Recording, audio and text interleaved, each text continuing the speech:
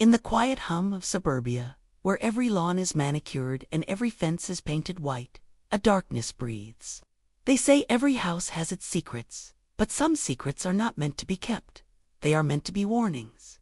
In a neighborhood just like yours, on a street you might walk down every day, a house began to watch. The night was heavy, the air thick with unspoken dread.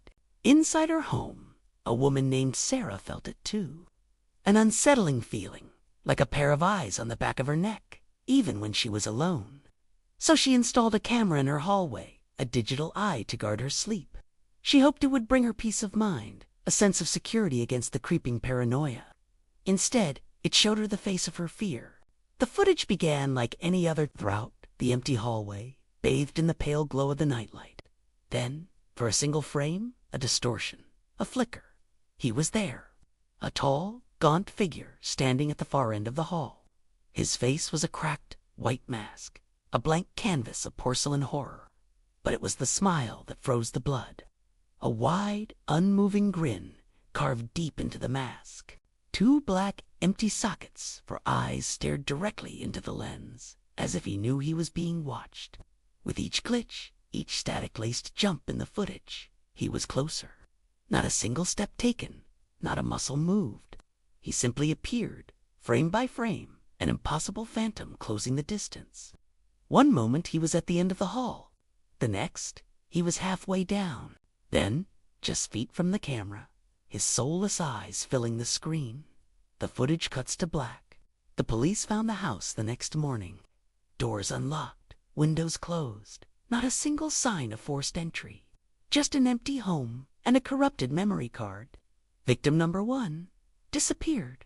They called him the Smiling Shade. The disappearances continued, each one as baffling as the last.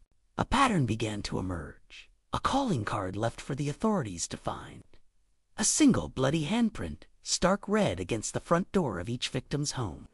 It was his mark, a seal of ownership. Detectives Miller and Hayes sat in their unmarked car, the silence between them as heavy as the night air. They were watching a house, the latest one to bear the crimson insignia. The family inside had been moved to a safe house, but the detectives stayed, hoping to catch a glimpse of the phantom tormenting their city. They watched for hours, their eyes straining against the darkness. Then they saw it, a silhouette standing across the street, a tall, slender shape that seemed to drink the light around it. Miller blinked, and the figure was on the curb. Hayes turned to his partner, his voice a strained whisper. But when he looked back, the silhouette was on the lawn. It wasn't moving. It was just appearing. A cold whisper seemed to slither through the closed car window, a sound that felt like it was born inside their own minds. Too late. Inside the house they were watching, the lights began to go out. The downstairs living room, the upstairs bedroom, the kitchen. One by one, each window was swallowed by the darkness, a slow, methodical execution of light. The detectives sat frozen, paralyzed by the chilling realization that washed over them. He wasn't just targeting people.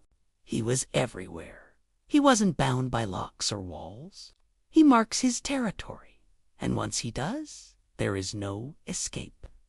The house was now as dark and silent as a tomb. The investigation led Detective Miller down a rabbit hole of local folklore and forgotten tragedies. He found whispers of the Smiling Shade in old asylum records, stories of a patient obsessed with masks, and the idea of becoming a shadow. The trail led him to the abandoned Blackwood Asylum, a skeletal structure rotting on the edge of town. The air inside was freezing, carrying the scent of decay and damp earth. The walls were a tapestry of madness, covered in frantic scratches and desperate warnings. He ran his flashlight over the etchings. He smiles when you don't look. Another one, further down the hall. He moves when you blink. Miller found a room at the end of a long, dark corridor. In the center, on a dust-covered table, sat a single object, a cracked, white mask. The same one from the security footage. The same carved, grotesque smile. As his fingers brushed against the cold porcelain, the temperature in the room plummeted. The lights overhead flickered violently, casting the room in a strobe of light and shadow. He felt a presence behind him, a suffocating cold that stole the air from his lungs. A whisper, right beside his ear, deep and resonant. You finally found me.